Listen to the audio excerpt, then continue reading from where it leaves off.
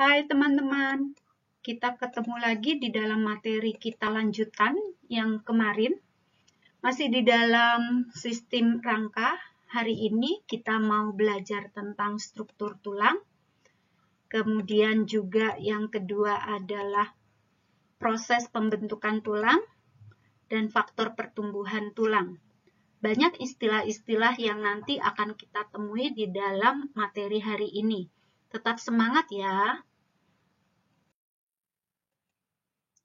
Untuk struktur tulangnya, ada beberapa hal yang harus kita pahami terlebih dahulu. Di sini ada tulang rawan, kita sebut kartilago.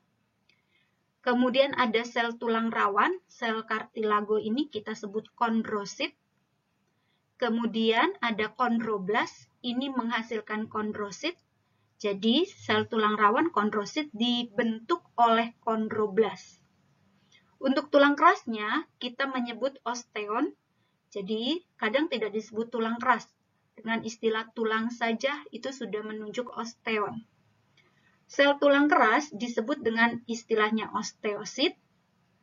Untuk osteoblas, ini bagian yang menghasilkan osteosit. Jadi, sel tulang osteosit dihasilkan oleh osteoblas. Struktur tulangnya adalah sebagai berikut. Jadi, kalau ini adalah tulang bentuk pipa, itu terdiri dari bagian yang tengah ini kita sebut dengan istilahnya diafisis. Ini tengah memanjang dan di dalamnya itu berongga karena disebut dengan istilahnya silindris. Kemudian di bagian atas ini epifisis, terdiri dari tulang rawan atau tulang kartilago, sedangkan diafisis itu adalah tulang keras atau osteon. Antara epifisis dengan diafisis itu ada metafisis. Juga banyak tersusun dari tulang rawan.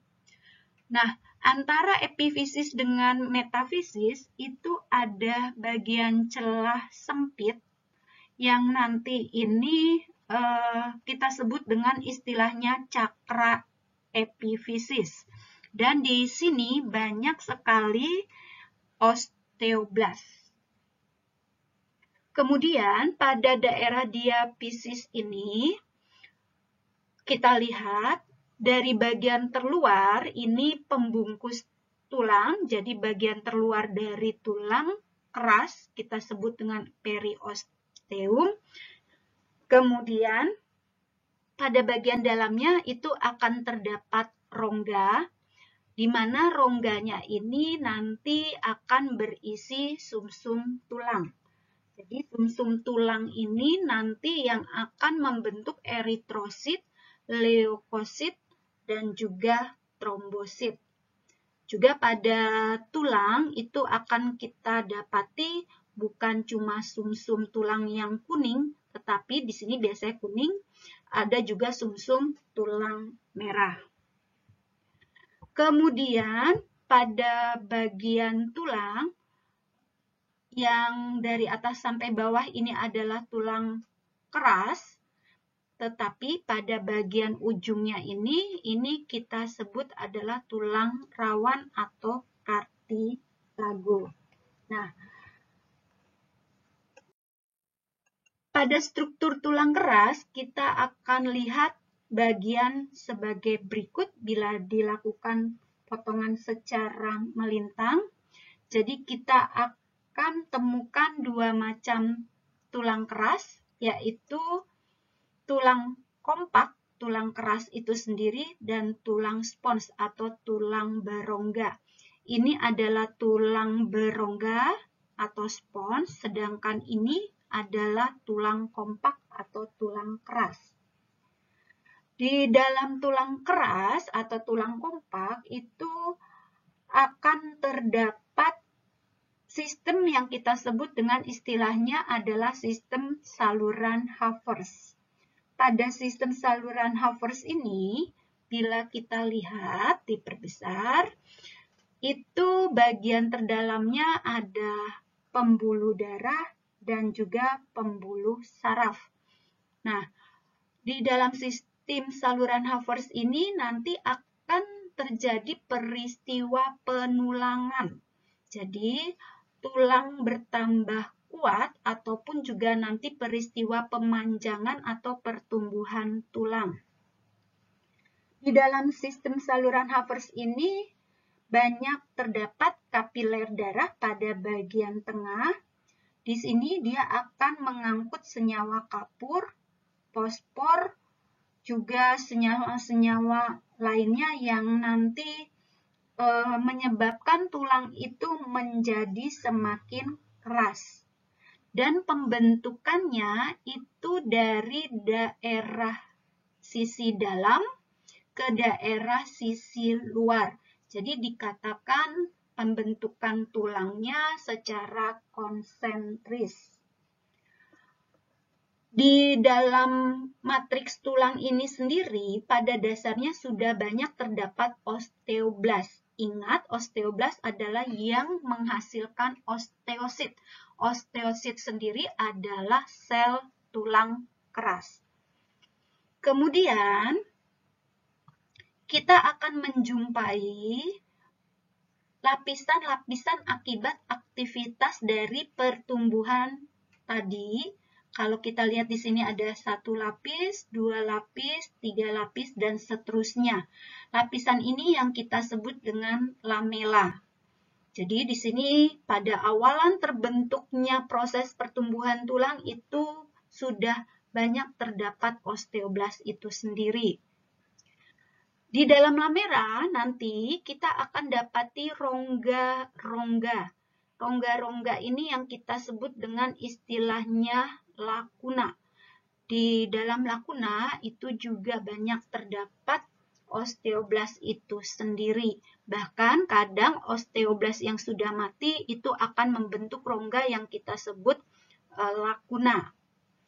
Kemudian antar osteoblast yang ada di dalam lakuna ini akan dihubungkan oleh tampak serabut-serabut halus ini adalah kanalikuli. Jadi kanalikuli ini juga nanti yang akan mentransfer makanan dari satu lakuna ke lakuna yang lainnya sehingga nanti pada setiap lapisan, pada setiap lamela akan terbentuk. Ini adalah struktur tulang keras kompak, dan tulang spons.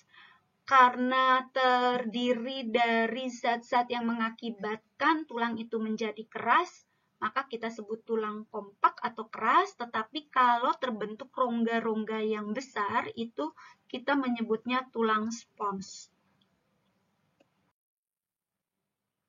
Sedangkan tulang rawan sendiri itu ada 3 macam.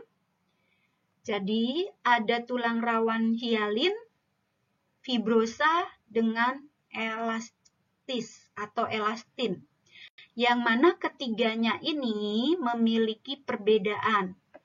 Kalau hialin itu memiliki warna yang putih atau biru transparan, sedangkan elastis ada yang kuning warnanya, fibrosa sendiri gelap keruh. Karena serat-serat yang ada di dalamnya itu lebih padat. Serat dominan pada hialin kita sebut serat elastik, sedangkan pada fibrosa kita sebut dengan kolagen. Elastis juga sama, seratnya adalah elastis. Untuk elastisitas dari tulang lunak atau kartilagos sendiri, hialin itu elastisitasnya paling tinggi, begitu juga dengan elastis. Sedangkan fibrosa ini paling rendah. Jadi fibrosa ini paling kaku dari ketiga tulang rawan ini. Pada tulang rawan, untuk yang hialin banyak kita temui pada persendian atau saluran pernapasan, juga di ujung tulang rusuk. Untuk elastis itu paling lentur, ada di telinga, ada di laring, epiglotis. Untuk fibrosanya itu di antar tulang belakang. Jadi untuk tulang rawan kartilago ada 3, hialin, fibrosa, dan elastis. Sedangkan untuk tulang osteonnya ada 2, yaitu tulang kompak dan tulang spons.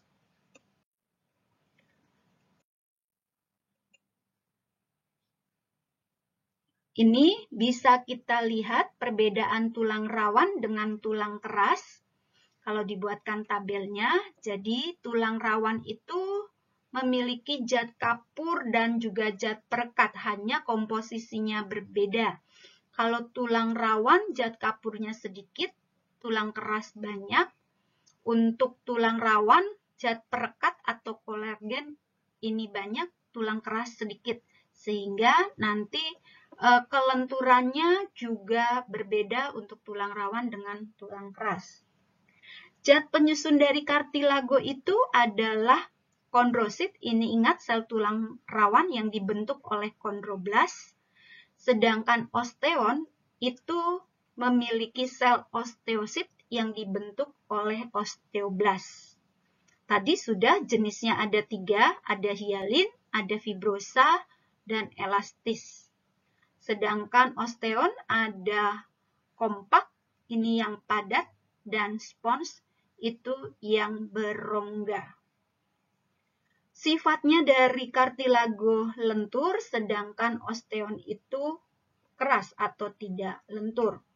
Tadi untuk contohnya tulang rawan sudah banyak kita lihat, untuk tulang keras juga bisa temui di tengkorak atau misalnya pada tulang kering, tulang betis, dan seterusnya.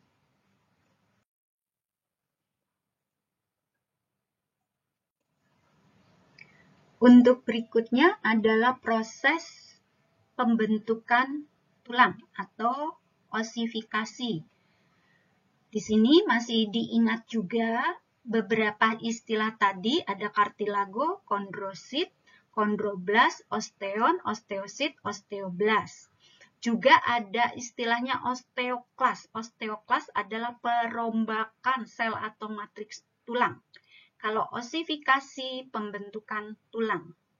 Jadi, proses pertumbuhan tulang itu pada manusia berawal dari dalam kandungan 2-3 bulan maka sudah mulai terbentuk tulang. Tulang yang terbentuk adalah berasal dari jaringan embrional. Jaringan embrional kemudian berubah menjadi jaringan mesenkim. Nah, kemudian akan terbentuk, kalau menjadi contoh di sini adalah tulang bentuk pipa, maka akan menjadi tulang bentuk pipa. Yang mana pada awalannya ini adalah tulang rawan, tapi banyak mengandung osteoblas. Jadi bentukannya adalah tulang rawan yang banyak mengandung osteoblas. Nah, tulang rawan ini dibungkus oleh selaput tulang rawan yang kita sebut dengan istilahnya perikondrium. Nah, bagian yang paling banyak mengandung osteoblas itu adalah pada bagian tengah, ini diafise, dan pada bagian ujung, yaitu epifise atau epifisis. Kemudian di daerah tengah, ini sebagai sentral, itu banyak terdapat osteoblas. Akan segera dimulai peristiwa osifikasi atau proses pembentukan tulang. Sel-sel yang terbentuk itu terjadi secara konsentris. Ingat kembali, dia akan berbentuk lingkaran dari tengah menuju lapisan yang terluar pada sistem saluran Havers. Pada bagian sentral tulang pipa, maka akan terjadi perombakan sel-sel tulang oleh osteoklas.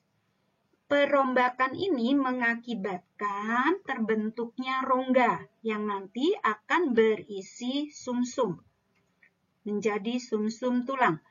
Kita ingat ada dua sumsum tulang, yaitu sumsum tulang merah sebagai tempat pembentukan sel darah merah, juga ada sumsum kuning sebagai tempat pembentukan sel lemak.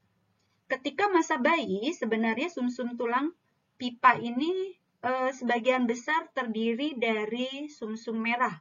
Tetapi dalam perjalanannya nanti akan berubah menjadi sumsum kuning. Di dalam sumsum tulang ini juga banyak terdapat kapiler darah dan serabut saraf.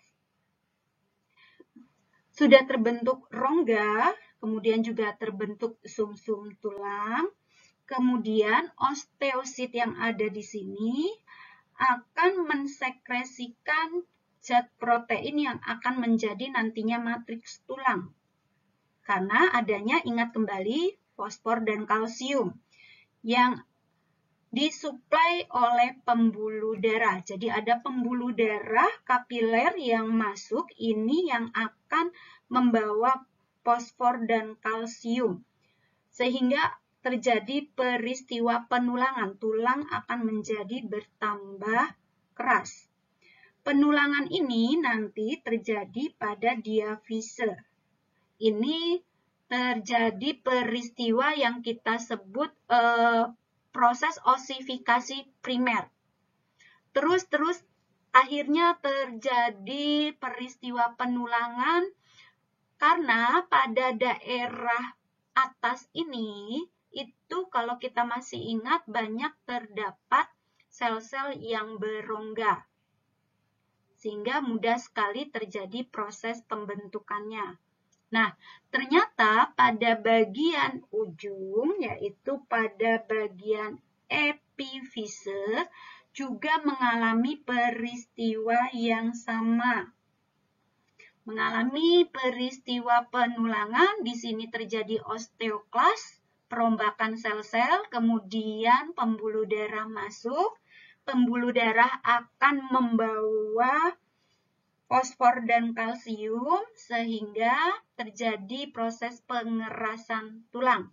Karena terjadi yang kedua kali, pertama tadi di sini, maka pada daerah epifise ini sering disebut dengan osifikasi sekunder. Kemudian akan terjadi peristiwa terus-menerus di antara keduanya, diafise dan epifise. Itu kita ingat, ada terdapat cakra epifise. Aktivitas pada osteoblas di cakra epifise menyebabkan daerah cakra epifise ini terus mengalami penulangan. Sehingga seseorang dewasa terus tadinya bertambah panjang-panjang, tapi suatu saat dia tidak akan terjadi pertumbuhan karena sudah sampai, istilahnya habis, sudah sampai pada bagian ujung. Jadi kartilago yang di sini itu lama-lama habis menjadi tulang keras, sehingga tidak terjadi pertambahan tulang lagi atau akan berhenti. Itu adalah proses pembentukan tulang atau osifikasi. Berikutnya adalah faktor-faktor yang mempengaruhi pertumbuhan tulang seseorang. Ada faktor herediter atau genetik. Jadi tinggi badan secara umum itu akan mengikuti tinggi badan dari kedua orang tuanya. Faktor nutrisi yang kedua, jadi suplai bahan makanan yang kita konsumsi itu sangat baik mengandung kalsium, fosfat, protein, vitamin D, dan yang lainnya, sehingga baik untuk pertumbuhan tulang dan juga menjaga kesehatan tulang. Faktor endokrin atau hormon, jadi hormon ternyata juga berperan penting dalam pertumbuhan tulang. Karena nanti hormon-hormon ini ada yang menjaga atau memelihara kalsium di dalam tulang itu sendiri, ataupun untuk penyerapan kalsium oleh tulang itu juga hormon yang sangat mempengaruhinya. Kemudian juga ada sistem saraf. Gangguan sistem saraf itu dapat disebabkan oleh penyakit yang nantinya akan menghambat pertumbuhan tulang. Jadi, faktor tinggi kita bisa dipengaruhi oleh 4 hal ini. Itu untuk pembelajaran kita hari ini. Semoga kalian dapat memahaminya. Terima kasih, tetap semangat terus ya di dalam belajarnya teman-teman.